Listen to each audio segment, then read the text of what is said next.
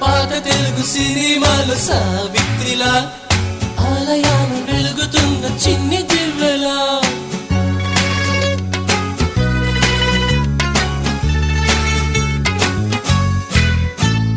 తామరాకు ఒంటి పైన నీటి బొట్టులా వాకిలంత నిండి ఉన్న రంగు ముగ్గులా చేప పిల్లలా చందమామలా ముద్దు ముద్దు మల్లె మొగ్గలా